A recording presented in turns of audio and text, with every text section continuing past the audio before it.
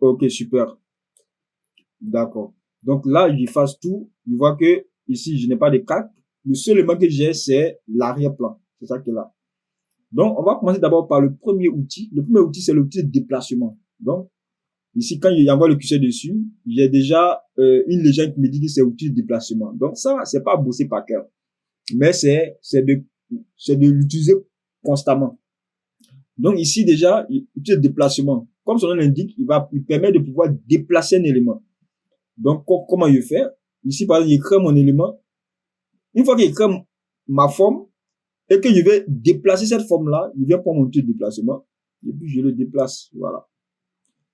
Ici, dans Photoshop, tout est organisé. C'est pas comme dans les entreprises où, par exemple, une personne va faire un travail de 20 personnes, non. Dans Photoshop, tout est organisé.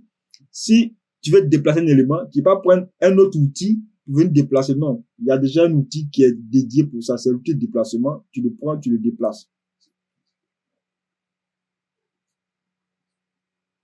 Cette image-là, ok, je suis venu là, il y a pris ce outil-là, c'est outil rectangle qui permet de pouvoir tracer la zone. Je trace, voilà.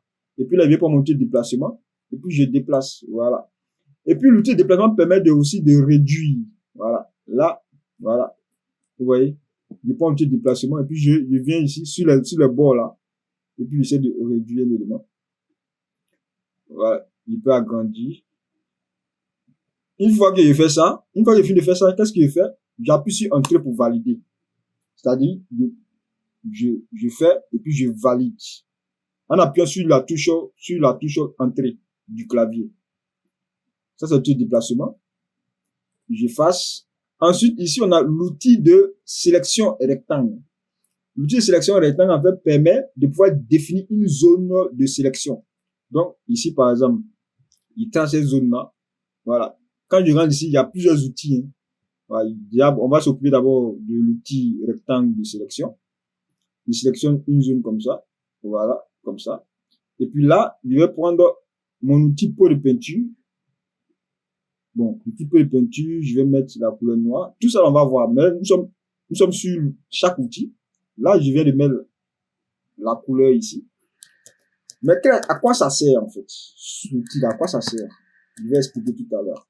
Je prends un petit peu de peinture, je mets la couleur. Qu'est-ce que je remarque? Je remarque qu'en fait, le noir a pris toute la zone.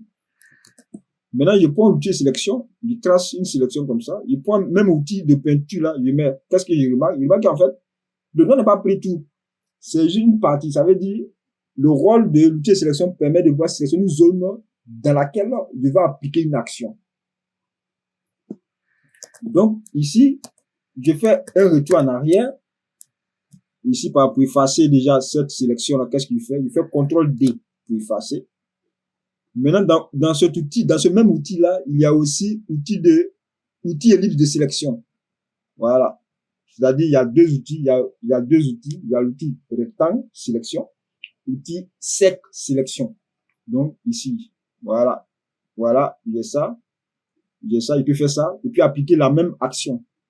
Maintenant, ici, par exemple, si je veux avoir un sec bien rond, qu'est-ce que je fais? Je maintiens la touche, attends, moi, je suis sur Mac. La touche Shift, voilà. Je maintiens la touche Shift du clavier, et puis je trace la zone, comme ça.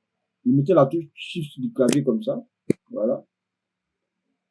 Je maintiens mon doigt est sur la touche Shift, et puis je prends le curseur pour faire cette forme-là. Là, qu'est-ce que j'ai un cercle vraiment arrondi. Vous voyez, voilà, vraiment arrondi. Maintenant, si je mets pas mon doigt sur la touche Shift, j'ai des cercles qui sont ovales, en fait. Voilà. Maintenant, on va voir maintenant le troisième outil, qui est l'outil lasso. On va voir un peu l'outil lasso. Je trace mon outil lasso. Voilà. Voilà. Tu as l'impression que l'outil de sélection rectangle et puis l'outil lasso, c'est pareil, n'est-ce pas? Mais la seule différence, c'est pareil, hein, mais la seule différence, c'est qu'en fait, l'outil lasso là, tu peux personnaliser la sélection. Il peut faire ça comme ça.